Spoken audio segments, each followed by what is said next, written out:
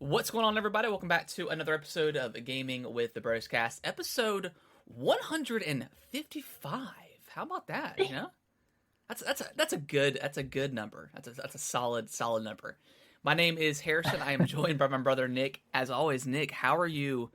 How are you doing, buddy? You had Doing good. I mean, just all the goodies we got this week. I mean, we've had a nice week for stuff. It's been a great week for stuff. I mean, you and I both got we both snagged the Fire Emblem Divine Edition. Yours came in, or no, you picked yours up at Best Buy Friday. Mine shipped in Sunday. I'm assuming you're getting it right now. You're getting something. And you got, of course, you got something Dragon Ball Z related. Well, you know, Friday after, actually no, Saturday, I took I took Kellen out to get out of the house because I wanted to go to these like two local game stores, and I picked up my little Goku statue. Like, it was super reasonably priced, which was pretty cool. So How much was it? it was like $30. Oh, that's not bad. Yeah, considering like some go for like 80 to 90, which is ridiculous, but Yeah. yeah. And then I went to that little games store that I had texted you about. I found like Path of Radiance, and some other stuff. They had like the it was like the Metroid Prime trilogy on the Wii, but it was like, I don't know, it was like over $200 or something crazy. Jesus I Christ. was like, dude, I can't do it, man. Well, the thing is, you can get that on the eShop. You can buy it on the Wii U eShop. Yeah, but Nick, it's I need the In the physical. physical. I need the physical. It's a problem. It is a problem. 1 second. All right. We got the Nice. Divine Edition right here. Nice, dude. It's such a beautiful. Oh, man, Special it's so edition. pretty, man. It looks so good. Yeah, Look at that. The tarot cards are really cool. yeah. The artwork really cool. And then last thing that came in.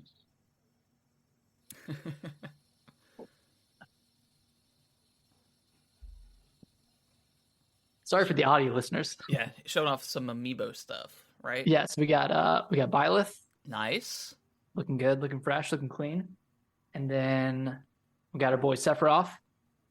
Oh, dude, he looks so badass. Yeah, it looks pretty cool. Oh, Yours is on the way. nice. Are you gonna keep? I assume you're gonna keep them in the packaging. I think so. Why with these? Just, do you think they're more rare or something? I don't know. Nothing in particular with these. Okay. But it's been a while since I've gotten any amiibo, and I'm like, I was looking at the prices of some of the older amiibo online. I'm like, dang, if I Yeah. just hold on to this, keep it in the box, I'm gonna be a millionaire one day. A millionaire.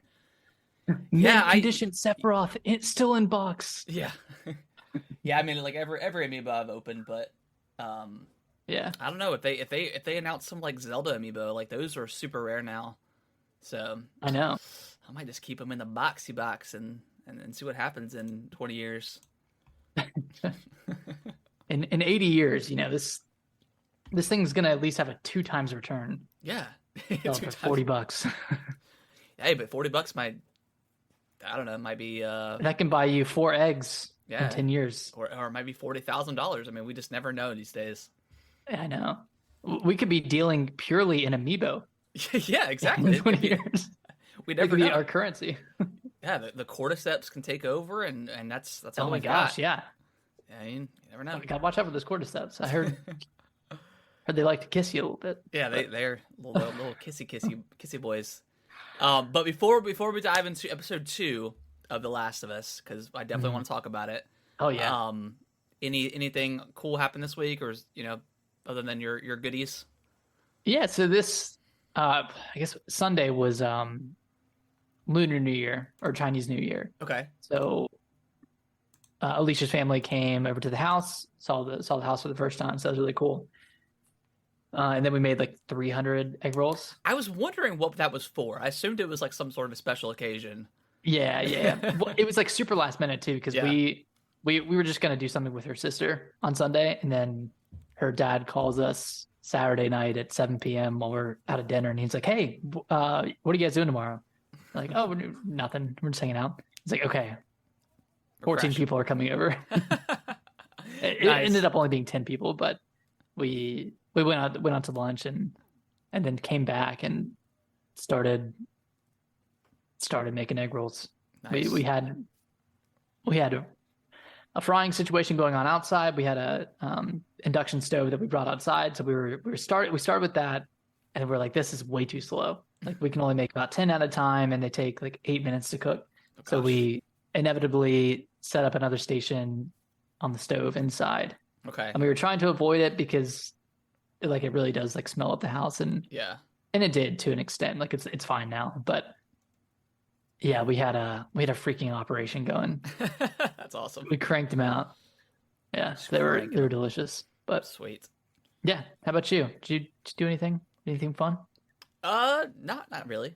Just kind of a typical work week, whatever. Nice. Watch a bunch of football on Saturday. Glad the Cowboys lost. I'm always happy when they lose. Not for any particular reason. I don't necessarily like hate them, but Hey, that's America's team we're talking about. and I think that's why I hate them. No, but yeah, just watch some football and stuff like that. That's really Nice. really mainly I did. And yeah, obviously picked up Fire Emblem, and we'll talk about that here in a moment. But yeah, it was a good weekend. Good weekend. Heck yeah. But Nick, let's dive into The Last of Us, because man, what What a freaking show, dude! What a good show. I'm honestly like I look forward to every single Sunday now because I know that like 9 p.m. rolls around and I'm watching the currently best show on television, or the current best show on television. Yeah, like I mean, we were texting back and forth, and obviously like this will easily go as hands down like the best video game adaptation of all time, I think, or at least until something better comes along. And it's just a really great show, like even without without having the reference point of the games, it's still a great show on its own. Yeah, I mean that No, go ahead. No, go ahead. I mean, just the normally like, oh yeah, it's a zombie show and something happens, there's an outbreak, whatever. Like this concept is like just really cool with the cordyceps and how and this part is a little bit different than the game, but how you learn that all the fungus is like interconnected. Yeah, it's like a hive mind. It's really cool. It's like a hive mind situation. Like that was so cool to learn about. Yeah, the minor changes they make to the show, just make way more sense because towards the end where obviously spoilers for spoilers for like anytime we're talking about The Last of Us, that's kind of our segment for the next foreseeable future until it's over. But at the end where they have like that standoff or whatever, like in the game, it's Fedra that's coming after you, and here it's the infected. You get in there and Joel kills one of the infected, and it's part of the hive mind, and then it causes the other ones to come. But it makes more sense because why? And I was listening to like the companion podcast, that's really good too, and they were talking about that change that they made, and Craig Mazin, the producer or whatever, he's like, it just makes more sense to me. He's like, why would Fedra be out there chasing you? Like, you guys have already escaped, or they've already escaped. Why waste resources on getting them back? They don't know what Ellie is. They don't know that she's immune. That's so true. like it doesn't really make much sense for them to waste valuable resources. So it makes more sense for like the infected to be the main. I don't know. The main like antagonist. Yeah, antagonist of the episode and how Tess dies or whatever. But I want to talk about the beginning where you have the doctor in Jakarta. And you had said something on Twitter a little bit ago, but and I had already kind of caught on that too, where like it shows the flower was what caused it to spread so rapidly, and there's multiple times in the show where like Joel and Sarah are like avoiding bread or whatever, narrowly avoiding it. Yeah, narrowly avoiding like 4 it. separate times. Like he forgot the cake, and there's no pancake mix, and they didn't need or Sarah didn't need the cookies. She didn't need the biscuits that they offered. Biscuits. So that's a really cool and interesting way for that to spread. Mhm. And Jakarta is one of the biggest like flower manufacturers in the world, so it makes sense for it to start there. Um, but that scene where after she's cut open into the body or whatever, and Yeah. saw the cordyceps and saw the fungus coming out of the mouth, or the tendrils coming out, and like that slow pan or the slow zoom of her while she's talking to the military or the cop or whatever. I can't remember if it's like military or just I like think it's like a police. military officer Yeah, of some sort. and once she realizes that there's like 14 other unaccounted for people that had been infected, she's just like bomb the city, bomb it. She's like, That was chilling. yeah, like she's like, let me just go home and be with my family and just bomb the city because there's nothing else you can do. Like that. Oh my god, Yeah. man! Just the sense of dread, like to continue that on, like all the pre-apocalyptic stuff has been some of my favorite parts, and they've been so minor. Yeah, and I'm glad. Like, I hope they continue that with each episode because they kind of had it in the first episode with the interview, like back in the '60s, talking about the cordyceps, and then talking about like, oh, like, well, if humans' internal temperature were to decrease so much due to global warming or whatever, then yeah, it could infect humans, and then that sets the tone Yeah, for the episode, and then this scene set the tone for the next episode. So I'm just wondering what, if anything, what they're gonna do in episode 3, because we know that they're going to Bill's, yep, yep. and that's gonna be the. I heard that's a really great episode too, so I'm excited to see that unfold. But Yeah, I yeah, heard these that like cold 3 is openings where are they really really good. start to kind of deviate from the games. Mhm. So, which I'm excited for. Like, I don't necessarily need the whole game to be a retelling of the same story. Like, we've already No, kind of no, got that with the games. But yeah, man, like it's just such a great show. And yeah.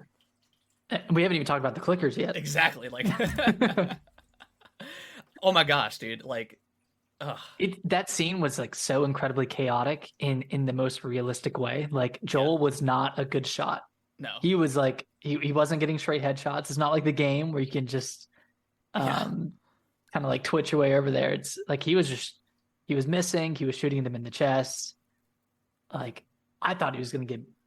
I mean, I know he wasn't going to, but like it yeah, looked like he was gonna get bitten or scratched or something. exactly, Like that thing was all over him. And then there's that scene where he's reloading the revolver, and it looks like a shot straight from the video game because it has that like third person perspective where yeah, you're behind cover, yeah. and it's just like Which Joel makes sense just because I mean Neil Druckmann directed this episode yeah, like it felt like I texted you, it felt very video gamey, but in a in a really good cool way. way. Yeah, Yeah. yeah, yeah. So I mean, gosh, man, like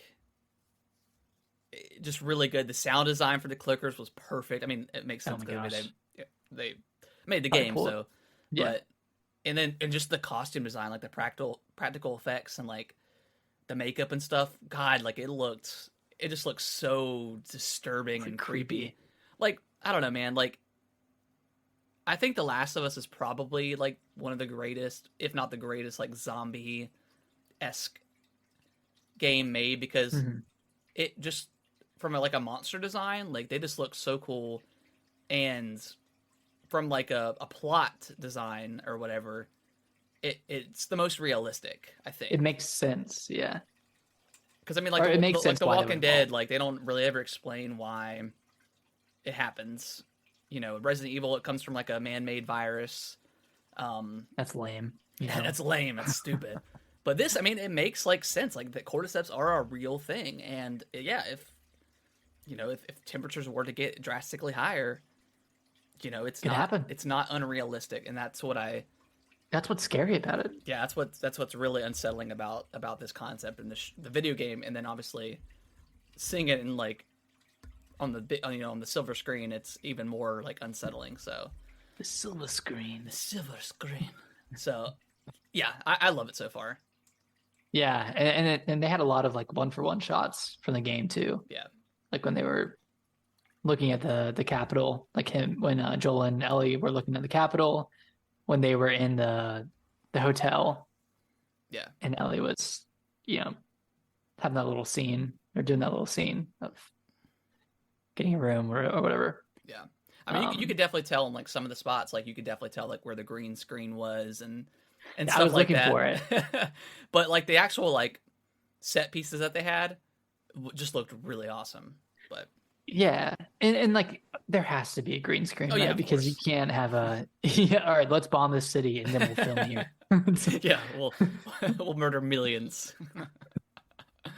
um, So yeah, I yeah, mean, I feel like for what it's worth, they did a really good job yeah, with the effects and just showing like the fungus spreading around. yeah. It looks really good.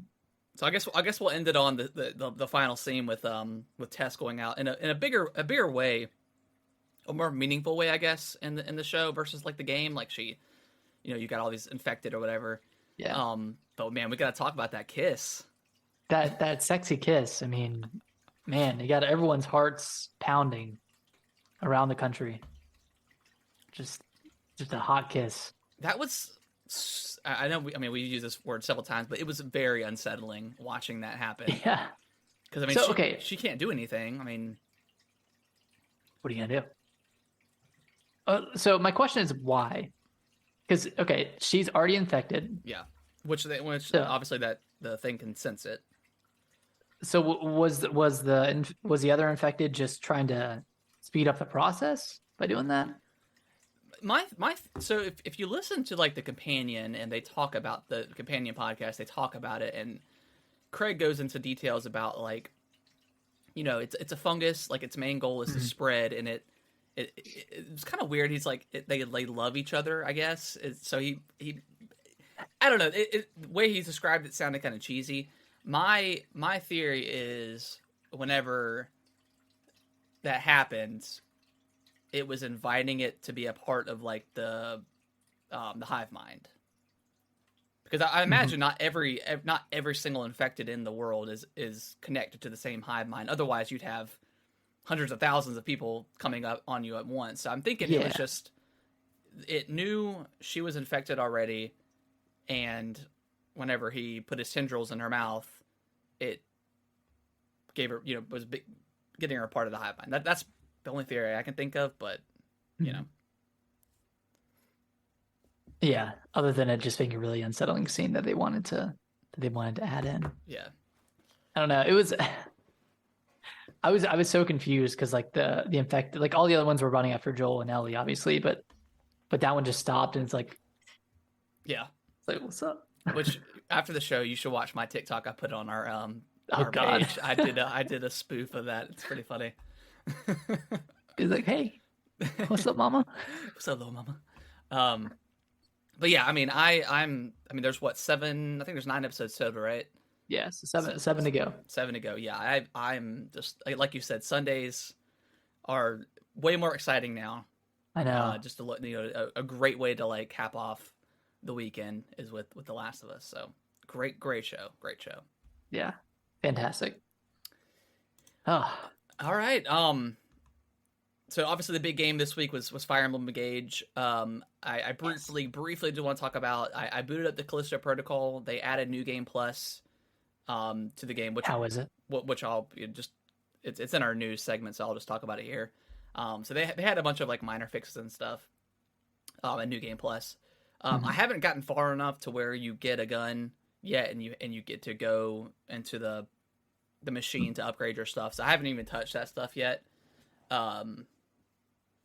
So I really don't have much to say about the New Game Plus yet. Yeah. Other than there is no skippable cutscenes in the game, which is annoying. Wait, really? Yeah, I tried to skip like the first like intro Yeah, video and nothing. You can't skip it. So that's that sucks. I was like, what? This is 2023 and we don't have skippable cutscenes? Like, it just makes no sense. that's like New Game Plus 101. Exactly. God, they finally got. Which I mean, to give them credit, I don't think this was supposed to come out until next month, so they got it out pretty quickly. Mhm. I don't think there's any new weapons or anything like that, which is again like crucial But to New Game Plus. But can you I'm assuming you can transfer your weapons progress yeah, so to the new I game. think once you get to the first like station, I think you get all your weapons back plus all their upgrades and all your credits Okay. and stuff. So that's when it like That's really cool. starts. Yeah. Maybe I'll jump back in.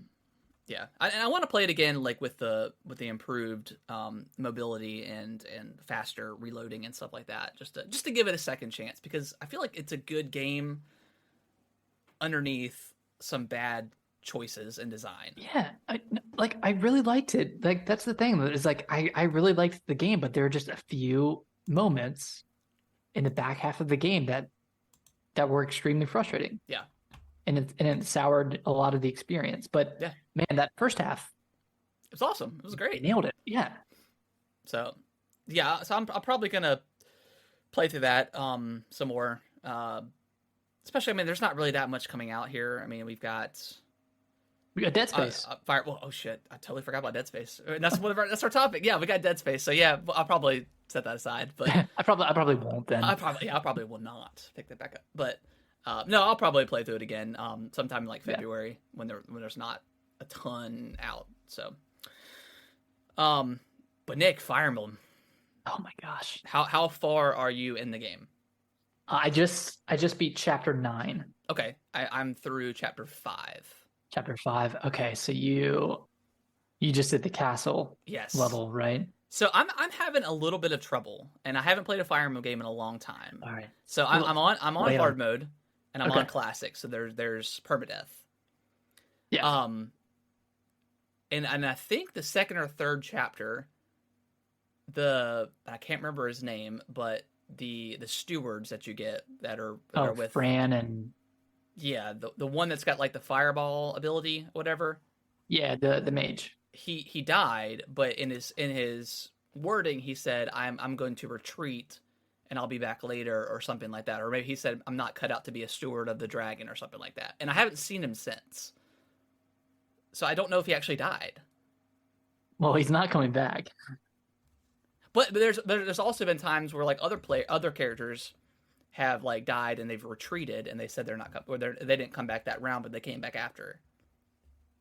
Are you playing on classic or casual? I'm playing on classic hard.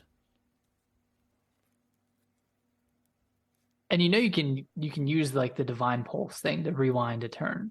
Yeah, but I didn't because he said, well, I think in that, no, it wasn't the next. It was the chapter where you first get the rewind ability. But he specifically says, like, I'm not dead. Like, I'm going to retreat. So I just assumed that he was fine. Well, I think that's because they're not going to kill a kid. Oh. But I think he's gone. Oh, damn. But he said he wasn't dead. So I didn't even bother, like, rewinding the time. Because I was like, oh, well, I didn't always rewind time. I didn't really need him. So, I don't know. I feel like I'm in a little bit of trouble because, like, I lost my archer. And I lost, I think... You lost Eddie? Etty? I think so, yeah. You didn't rewind? I don't think I did. I can't remember. No, I didn't. Where'd you rewind? I don't know. It's okay because I'm assuming I'll get more characters. Yeah, no, it throws a bunch out. You get a really good archer in chapter 7, 6 or 7, and you also get a really good mage. Okay, because I went to after 5, I think I was down to like 4 characters. I lost a lot of people, Nick. And then I went to there's like after that, like it branches out and you can do like a side mission, like takes you kind of across the map. You can get I did Jean. that, and I got Jean. And now tell me you didn't kill him. No, he's still alive. Well, and then I went back and like I guess some old new troops came into like into that castle area, and I tried to do that and I got wiped. So okay. I might have to skip that until I get more people, but like the skirmish. The skirmish, yeah. Yeah, I would just because there was a lot of people in that skirmish too. Like there was no way I was gonna do anything. What? I can't believe you let so many people die. They said they were like the other person. I can't remember who it was. Did someone come back? No. I thought you said someone came back. I don't think so. But they said, like in their dialogue, they said, "I'm going to retreat. I'll fight another day or something." But it wasn't the kid. It was the other one. It was like another person. So who do you have left? You have Alear? I have Alear. You have Fran, the healer. Then I've got Jean. And then I've got You have Alfred. Who's that? Wait, Alfred? is that his name? What's the knight guy that you start out with? That's the night. Lewis. No, it's like it's like the knight that you first get. That you start out Oh, Vander. Vander. I still got Vander. Okay, good, because he's And- good in the beginning. And then I've got Celine. I can't remember his name. He's like the backup with the axe. Oh, Boucheron. Yeah, Boucheron. So I've got him. So Man, I've got five. I'm trying to make him good. He's just not. He's not great. I'm really trying. Wait, see, who died? Okay, so Archer died. I lost the girl that's on. Sorry, I don't know any of these names. I lost the girl that's on like the Pegasus. I lost. No, you did not. Yeah, I lost her. But Are you serious? But she might have been the one that said like I'll be back, so I didn't bother turning back time. Oh, yeah. dude, she's good. Damn. Whoopsie. So let me just to reiterate, just to clarify. In none of these situations did you choose to rewind the game. No, I did. But I think in a few of those specific people, they said they will be back. So I let it go. What they said. But if the game says, the dialogue says, I'm going to retreat. My one of them said, my wounds are not fatal, so I'm retreating. Yeah, because it's a child.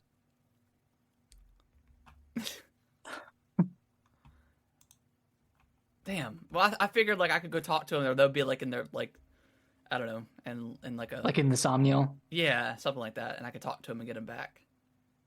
Sorry, I'm just see you get another character in the next chapter, and then in the one after that you get another 3. Okay. All right. So I'm good. Then I'm not gonna. I don't have to restart. Did you lose Lewis, the armored knight? Yeah, I lost him. And I'm assuming you lost Celine, the queen of. Yeah, but she was the one. She said that her wounds weren't fatal, so she was retreating. I'm pretty sure. So I let it go. You let it go. But they said they'll be back, so I figured it was like a character that couldn't die yet, because I think she showed up in like a cutscene after that. Well, yeah, but they're not gonna. But they're still alive. They're not gonna join you though. Oh, well, I didn't know. So you lost Alfred too, the guy that was on the he's the Cavalier. Yeah, I think so. The guy with the horse. Half my squad got wiped at that castle, Nick. You don't understand. I would restart the whole game. Are you serious? I would restart and play on normal. Because you lost Chloe, the Pegasus Knight. She's really good. You're gonna have too many emblems and not enough people to use with emblems. Okay. So you think I should start over? I don't know if you should start over, but can you bump it down? Maybe you can bump down. I can bump it down. Man, you're going with a quarter tank. I don't think difficulty is the problem here. I think I just thought that they would come back. What do you mean difficulty? Well, no, I thought they would come back. Like their dialogue specifically says, "Oh, I'm not gonna die. I'm retreating." Mm-hmm. So, like in my mind, they should come back, right? Yeah, no, there's a separate mode for that. But their dialogue says this. I don't care what their dialogue says. Like some people died. Like they were like, "Oh, well, yeah, you can use at least you can use my body as a shield," or something super dark. And I was like, older people died.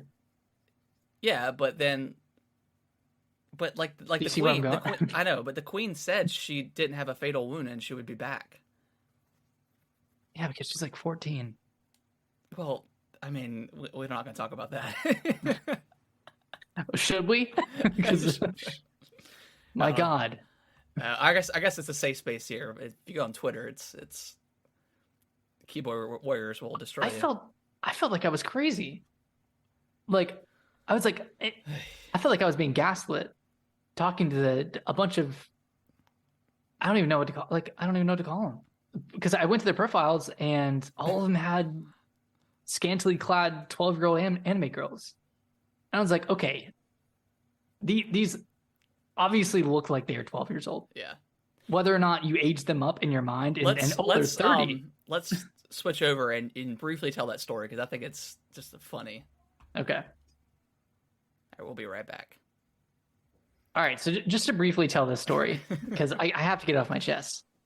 I saw there was a tweet talking about censorship in Fire Emblem Engage, and some people were complaining that the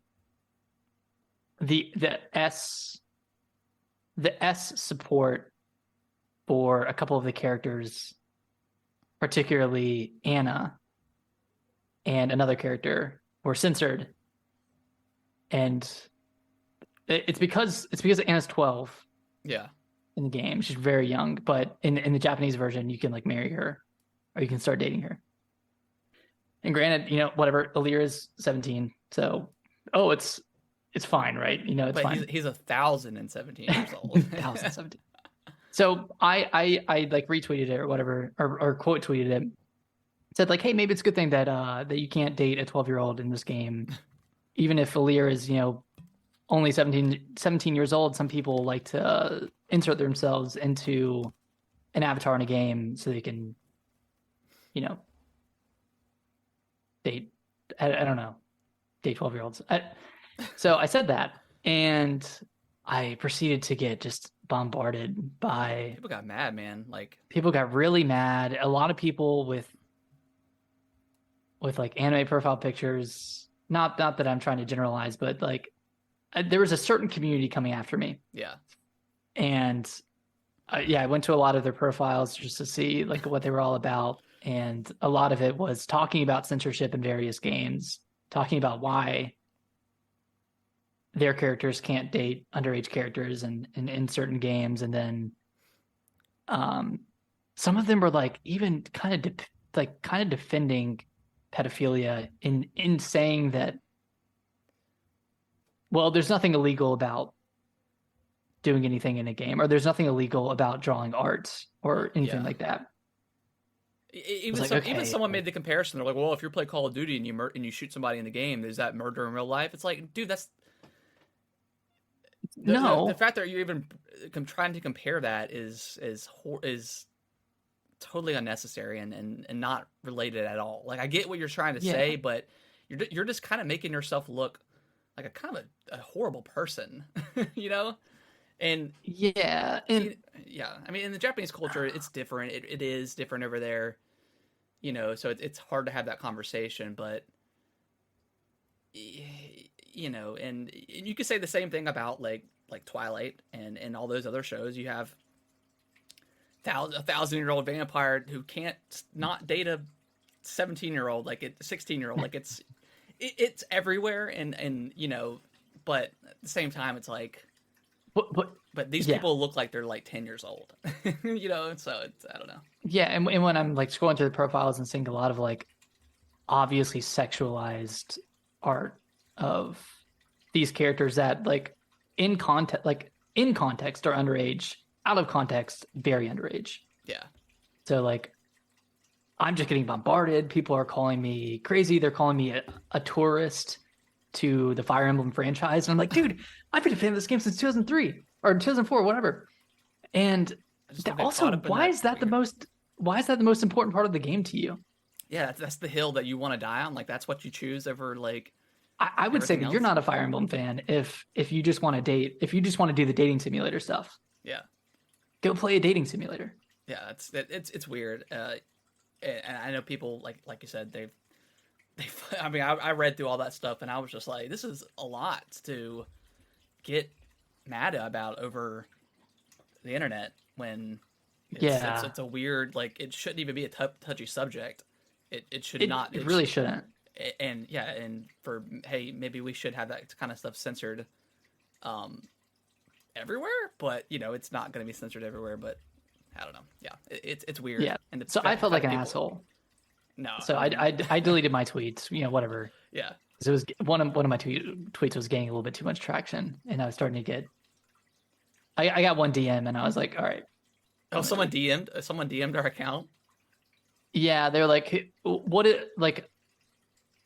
They said, how can a nobody like you determine what a Fire Emblem game should be, or something God, like that? Yeah. And I was like, all right, I'm out. It's got to go. I'm out. There's no arguing with these kind of people. No. So no.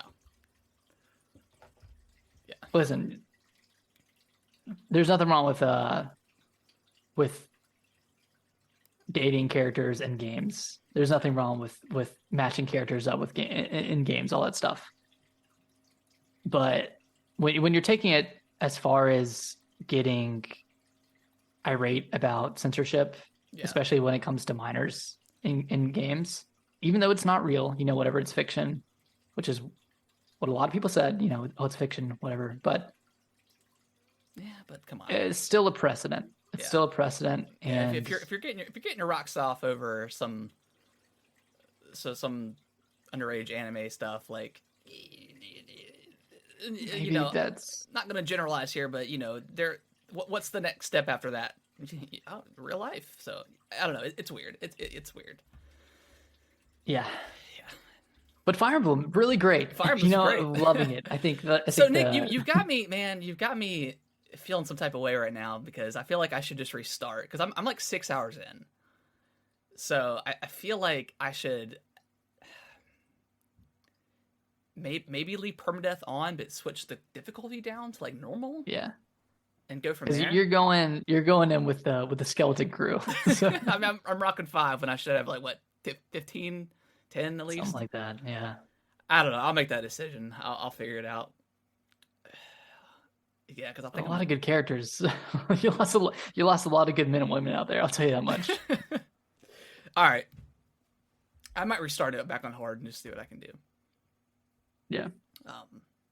But overall, are you liking it?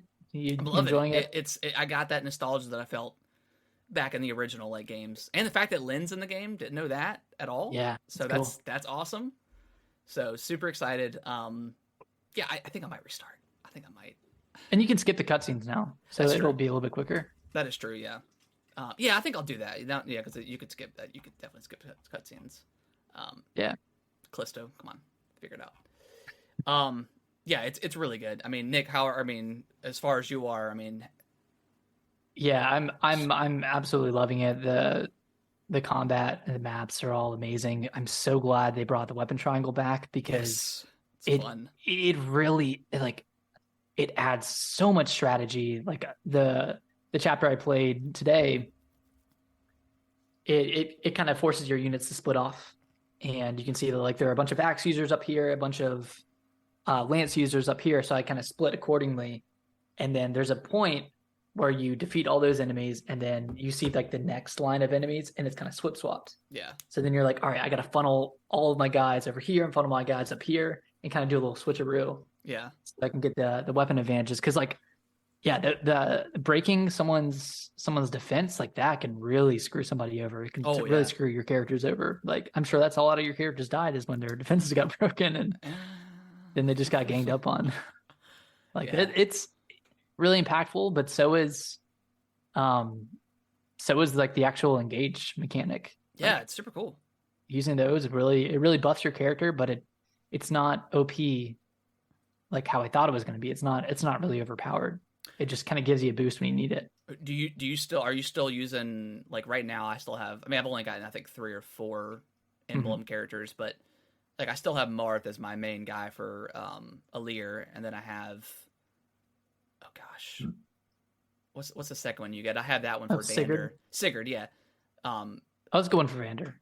Because he can travel the entire map just about every time whenever that's engaged, so that's pretty cool.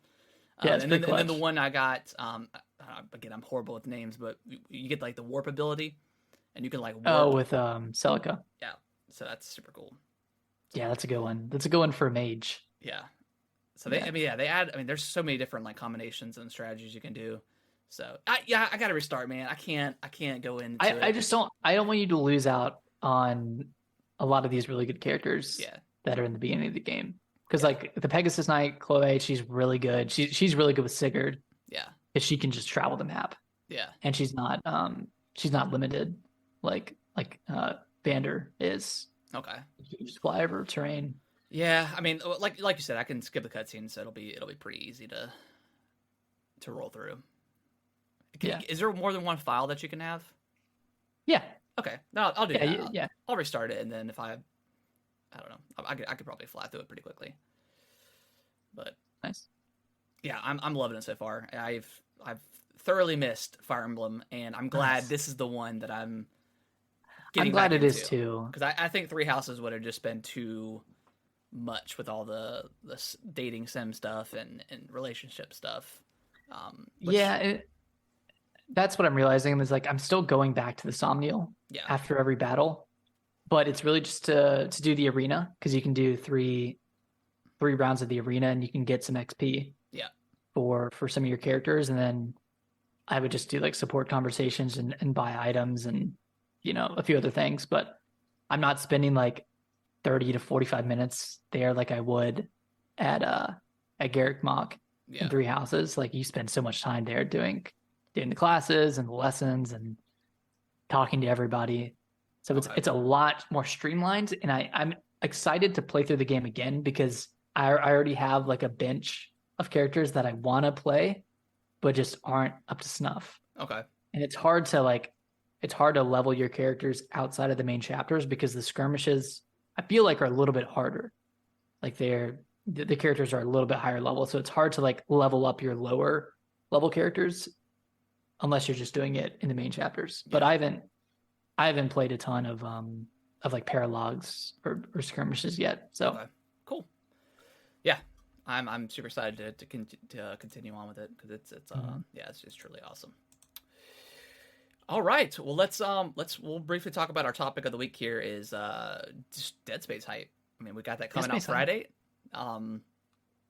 It looks to be on par with like Resident Evil 2, specifically Resident Evil 2, I think, as far as like the quality and the true remake aspect of it. So I mean, I don't know if you've kept up with all the trailers and stuff, but I mean, it just looks incredible. It looks really good. And apparently, they have like alternate endings too within the game now. They do? Yeah, like I think that's what I saw. There's like an alternate ending or something. Maybe not like multiple, but like an alternate ending. So I don't know. That's awesome. Yeah, I don't know what that would be, but yeah, it looks really good. I cannot wait to dive into it. Yeah, this one looks incredible. Might God willing, I might take a trip to New Zealand. That trip to New Zealand, it's like once every quarter, man. It's a good time. It's for business. Yeah, strictly for business. Strictly for business. Awesome. So and then the second one, not really much of a topic, but I just want to talk about it briefly. So Fire Emblem's out.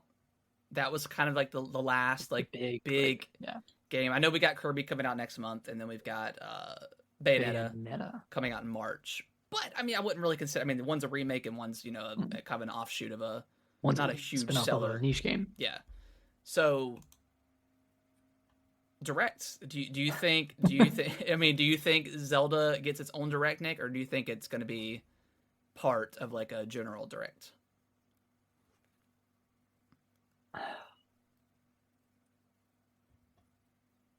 I think it's going to be both.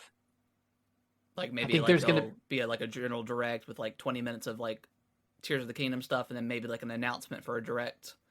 Yeah, like another date or something. Maybe an announcement. Okay, I can see. But at this point, do you think Nintendo would have a general direct if they're like if the rumors are true that they're kind of like winding down? Yeah, not winding down production of the Switch, but winding down like their titles. Yeah, I mean,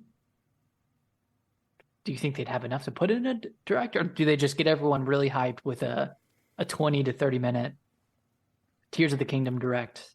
I mean, because that's what the people want right now. Yeah, I mean, I could see it either way. I mean, we know we're probably gonna get some sort of like Pokemon Presents next month. They normally have one in February, so they could announce. I don't know. They'll probably announce like Pokemon DLC with that for Scarlet and Violet, and then maybe like another remake or something. I don't know exactly what they do with that. maybe some mobile stuff. Yeah. I mean, I can see it either way. Like I the Nintendo fan in me wants like a full direct, like with a bunch of like really cool, like maybe remakes or something. Like I don't know, like a Luigi's Kind of Mansion. like end of lifestyle or end of Yeah. life cycle stuff. Like give us the Metroid Prime remake announcement, and it comes out super soon, that sooner than we expected. You know, give us like some remakes. I don't think they'll give us the Zelda remakes or whatever, but or maybe like a Zelda like 2D remake or something. Yeah. Like, that could be really cool. But that Or comes new, out like later on this year. new 3D Mario. I don't know. Maybe throw that in there. There's a rumor. There's a rumor there's something Mario that's going to be kind of tied with the movie. That's not. I don't think it's going to be released with the movie, but maybe come out there, because it makes no sense. Like if they're going to have a Mario movie, we haven't had Mario, like a mainline Mario, since 2017. I think we should get something Mario, even if it's like a 2D Mario, and then maybe launch the next system with the next Mario game. I mean, this is the year to release a Mario game. Yeah, give us like a 2D game. Like I'd be fine with like a 2D or like a 3D World 2, or I mean, I don't know exactly what they would do, but Galaxy 3. I don't know. The Galaxy 3, or maybe give us Galaxy 2, like the remake for that. You know, I mean, I think that could be totally fine. Yeah, I could see it either way. Like I would want a full-on direct with Zelda at the end, but I could also just see them doing like a huge Zelda blowout, like a 45-minute blowout of Zelda. You know, give us Amiibo, give us the special edition, give us the Switch OLED edition, just give us everything. Yeah, that'd be sweet. I'd prefer that, honestly. Now that I say it. and I'm not worried. A lot of people are worried that, oh, you know, we're 4 months away from release and we haven't heard anything from Nintendo. Like the game is in development hell, whatever. Oh no way. No, they have shorter. They just have shorter cycles now.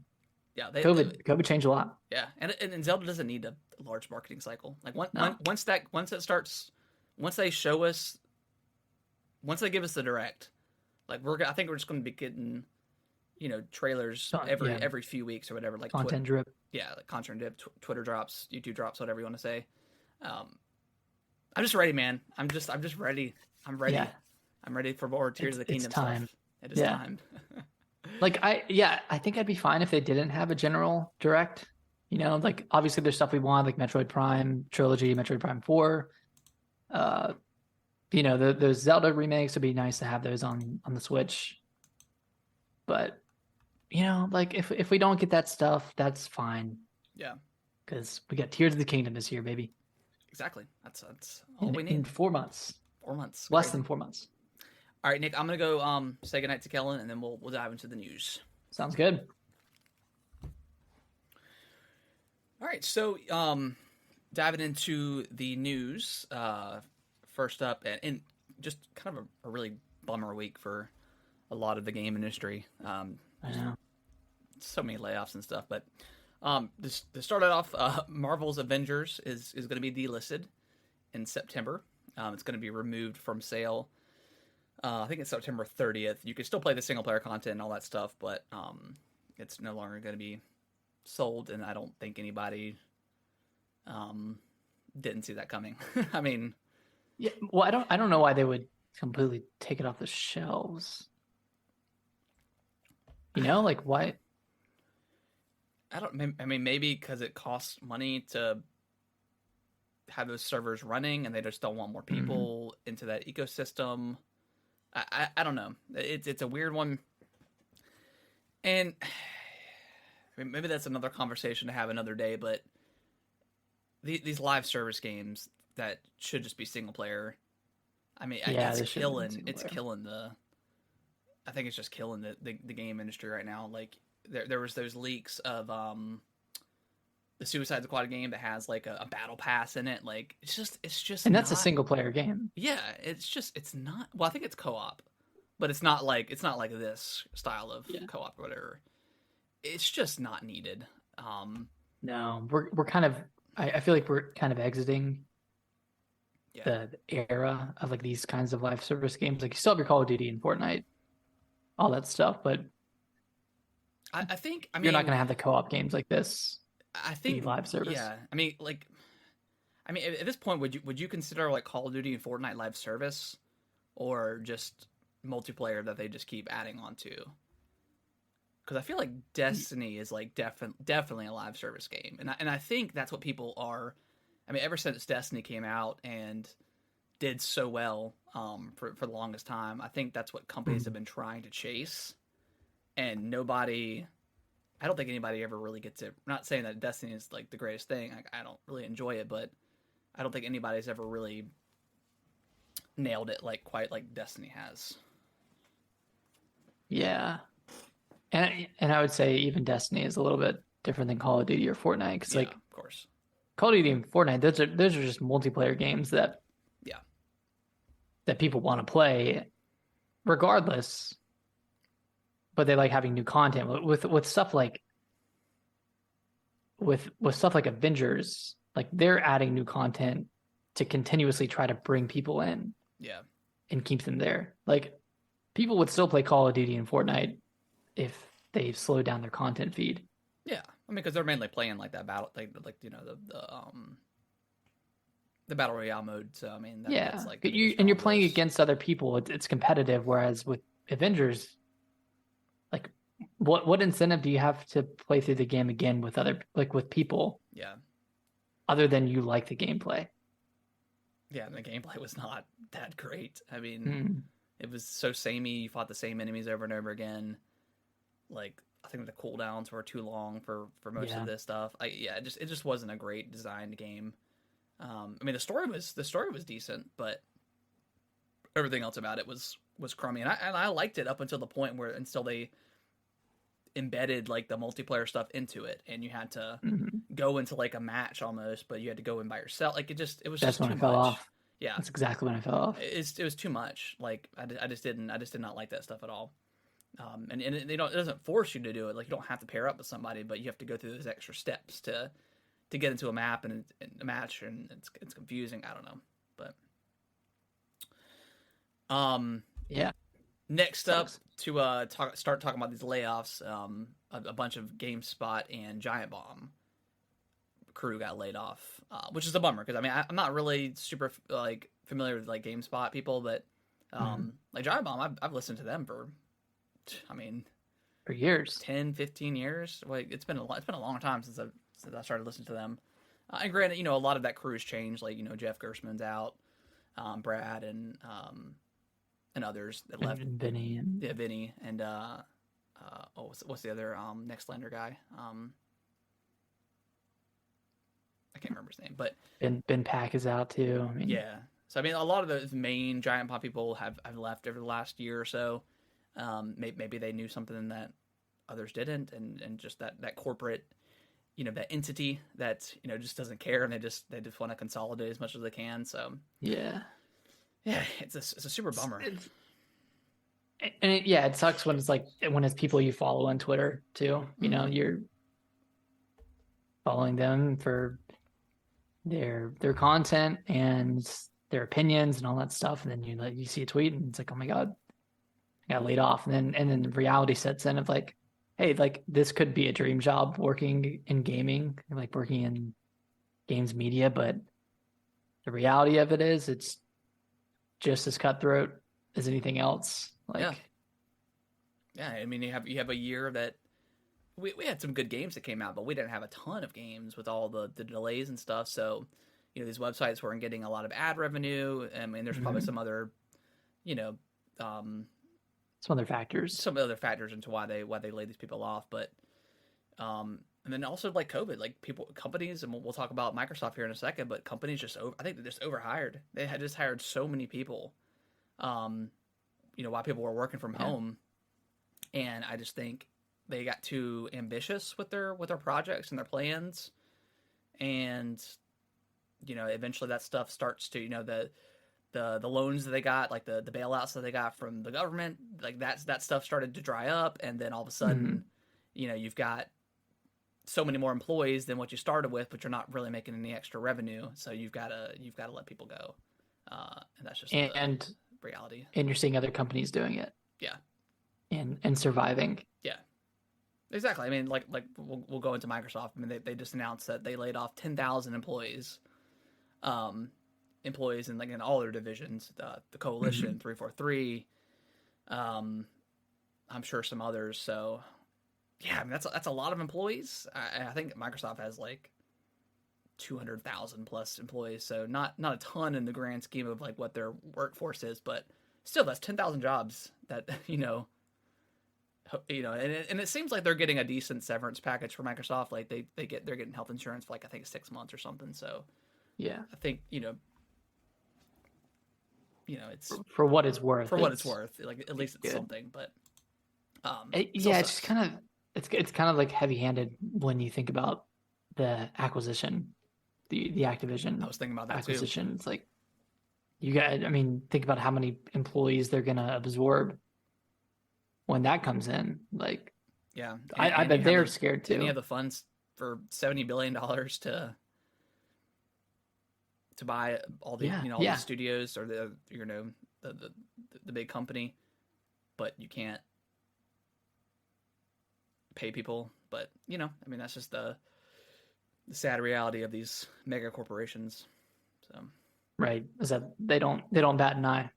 no, They have shareholders, and those shareholders get scared at the side. I mean, at the sight of an ant, at the sight of a hat dropping, they get scared and say, "Hey, listen to us. You guys got to cut your workforce." Yeah, and I think a lot of companies are probably going to when it's time to talk to their shareholders, they're probably going to show drops in like revenue.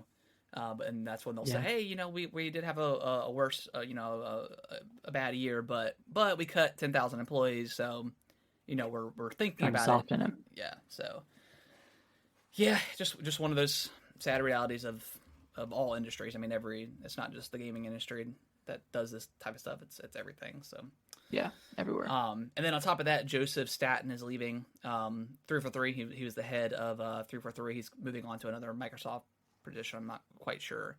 And of course, that riled up rumors about what the state of 343 is, and because there was like a rumor that came out where they were going to be just about taking off Halo completely, and they were going to have other studios come in and do other projects and stuff like that. But then 343 came out and said, "No, we are Halo now, and in the future, into the future."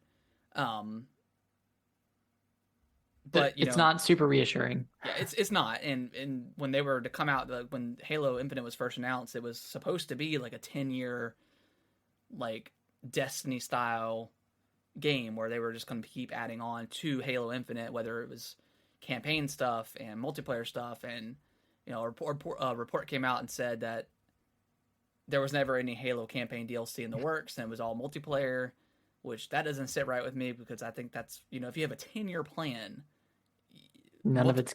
I mean, I know most of it's going to be multiplayer stuff, but none of that's going to be campaign related. Like Halo Infinite ends like on a huge cliff note or a cliffhanger. Cliffhanger, yeah, sorry, cliffhanger. And so you're telling me there's not going to be anything related to that? Like that just doesn't make a lot of sense to me. And I feel like they just have this. They have such a good world, like such a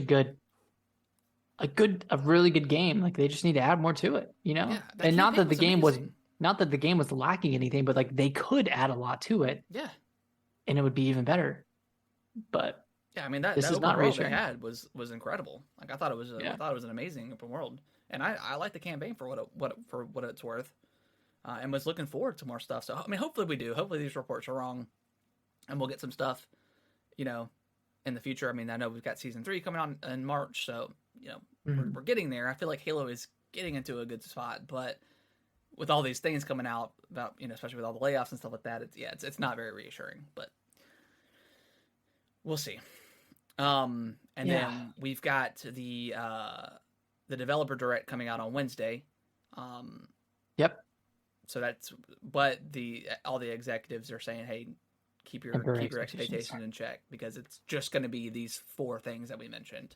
And Xbox they've been very upfront about what to expect with their stuff, and so but also kind of frustrating. Yeah, also we need more. Like it's 45 minutes, you have 4 games. So 15 minutes, 12-ish minutes per game. Like I don't know, man. We need more stuff. I might sound hypocritical when I say this, but it seems like Xbox is like afraid to surprise people, Yeah. but they also don't say what's coming.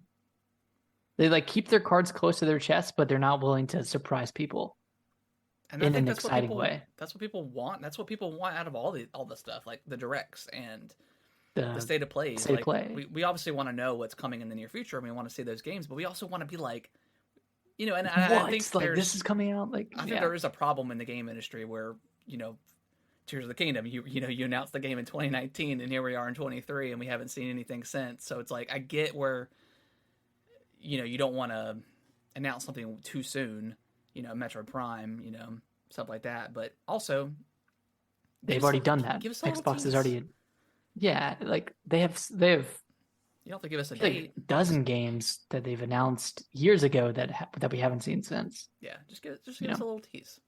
Little Just give us a tease. Nick, you want to read the next one? Yeah, The Last of Us. Amazing show. Yeah. It's so good, in fact, that it is driving sales of Part 1 and Last of Us 1 remaster.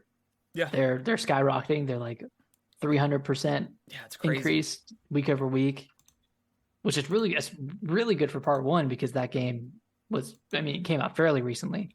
So great momentum for that game. I'm sure it's going to continue to skyrocket as the season goes on. Like I might even pick it up. Who knows? God. I think it was all the conversations we had about that game and how much it was not needed. Here's your answer. I think they knew they had that foresight where all right, we'll put it out in September. We'll get the sales that people that want to replay that game. The initial sales, it'll die off.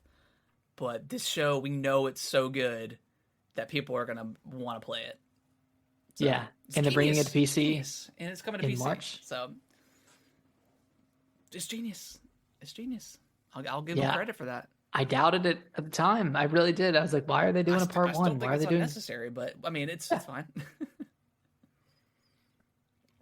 It's because it's either you get a 500% increase to Last of Us Remastered, which is selling at $20 or $10, or you get a 200 increase to Last of Us Part 1, which sells for $70. Yeah, and they added like trial, I think, to the new game or a new game to the PlayStation, like the higher PlayStation tier Plus. Yeah, like a 2-hour trial, something like that. So, just about as long as where you'd get on the first episode. Exactly. Yeah, it's geniuses over there. Big brain move. Big brain. And then the last one we're going to talk about just briefly is Forspoken reviews dropped this morning. And I think collectively, as the internet as a whole was pretty on par with what we expected. I think, I didn't think it was going to be quite, I think it's set in like a 68 now, 67? 68, 69. So very, like that. Very very mediocre. okay. Very mediocre. But the part 2 of that is, you've got these people online that just cannot, and I'm assuming it's just because it's a PlayStation exclusive, right? That people, it's a two-year exclusive. Sony paid the extra year on top of the already year exclusive to have this thing. And I don't know if people are just mad about that. Anyways, and people are comparing this to like High on Life, which had arguably the same that was a Game Pass review. Game. Yeah. They had arguably the same score, and people were like, "Well, why are you dogging on this game and not this game?" And I was like, "I don't know." It's a a different game. Very different game. It's not $70. It's not $70. Yeah, it's on game. Like I wouldn't have played High on Life if it wasn't on Game Pass. Yeah, just point blank. Period. But you try it out. Like if it's on Game Pass, you just try it out. If Forspoken was on Game Pass, maybe you would have tried it out. Yeah. And when I got into High on Life and I saw the kind of mediocre reviews, and a lot of it was, the comedy wasn't there, and I played it for myself, I was like, no, this is actually like pretty funny, and that's when we had the conversation, like it's okay to laugh sometimes, you could have fun in the game, but I don't know. And that's the same thing for Forspoken. Like people are hating on the dialogue and the story, and I'm playing Fire Emblem Engage right now, and the story's not great, but I'm having a wonderful time. Like you can play a game and not worry about the story, but then people are kind of like needlessly comparing it to other Yeah. games. It's just anytime you bash like a PS exclusive, like they always have to bring up like the console war stuff, and it's so tiring. And I don't know. That's why I texted you earlier. I was like, I think I'm done with Twitter for a while. It's just like you said, it's a cesspool of just bad takes and overly emotional over video games. It's been a bad week for the bros with Twitter. Yeah. Not a good week. Both got into demographics we were not wanting to get into. In mine, let's re-swap. I'll tell my story and then we'll get out of here. Okay. All right. So sit down and tell everyone what happened today. Yeah, it's a tale as old as time. Have you guys heard of console wars and biases and all that nonsense? So I don't know how it came across, but this guy posted something, and he had called somebody an Xbot, and I replied and I said, "Hey man, Xbots don't exist." And I was like, it's a term that PlayStation people made up, blah blah blah. And he was like, "Oh no," he's like, every console person has their own bias, and everybody has their own like super fanboy. And I was like, well, Xbox doesn't really have anything to be a fanboy over. So that's why I don't think there's Xbox. And he was like, no, he's like, you must be a PlayStation fanboy or something, blah blah blah. And I was like, well, I prefer, like, if we're getting into that subject, like the Switch is my preferred platform for most games. He's like, oh, I knew your bias would show. And he like screenshotted my thing, put it on his page, and was like, he's like, the other, he said something about being exposed, like he exposed me for being a fanboy and this and that. I'm like, but I initially came into the conversation about you calling this other guy an Xbot, and I said there's not Xbots, but then you're calling me an Xbot, or you're calling me a play. I was like, dude, I feel like I understand where you're coming from. Like, every platform has like their super fanboy, but like, also like Xbox just doesn't have any games. They don't have anything. They don't have anything. So like, who's an Xbot? Like, who's defending this console? And I was like, people who own Xboxes, I feel like play on everything else. And he's like, no, that's not the way it works. Like, there's the super fanboys. And I was like, whatever, man. I mean, that's the way it works for you and I. Yeah. At least. He was like, you just hate PlayStation. And I was like, no, I don't hate PlayStation. I hate PlayStation fanboys. They get on my nerves. He was like, no, you can't have it. You can't have it that way, pal. I was like, all right, man. You called me pal. We're done. Hey, buddy. Hey, bud. So yeah, I dipped. I don't normally dabble in the Twitter conversations because it never leads to anywhere good, and my emotions got the best of me, and I had to chime in, and I regret it. So are those? Do I see 3 or 4 Xbox controllers behind you? 1, 2, 3, 4. Xbot. Well, I've got my 2 Xbox One controllers, and then I've got my. You have a PlayStation one there, right? I got 2 PlayStations. Yeah. Oh, very good. Evens out. I got the Switch controller right there. I mean, I got everything, man. See, Switch fanboys, Nintendo fanboys, not bad. Because they don't really argue. Because someone else had commented about like I think it was about the Forspoken stuff. Yeah. And I was just commenting, and I was like, you know what? Or they said something about Nintendo never being involved with like Game of the Year. I don't know. And I was like, well, Nintendo just sets up. They're higher than that. They're above. They're doing their own thing. They're above the console generation because they win. They already have the highest sales. Their games sell amazingly well. They don't cost nearly as much as the other games cost to make. Yeah. They're winning. They're eating so good on top of the hill watching PlayStation fight with themselves, and Xbox is playing Nintendo games and PlayStation games. You know what I mean? It's just so funny. Yeah. I mean, you'll get the occasional like people bashing on Nintendo game, like graphics, like Switch games graphics. That's the only thing it is. It's like, oh, it's not powerful enough. It's like, well.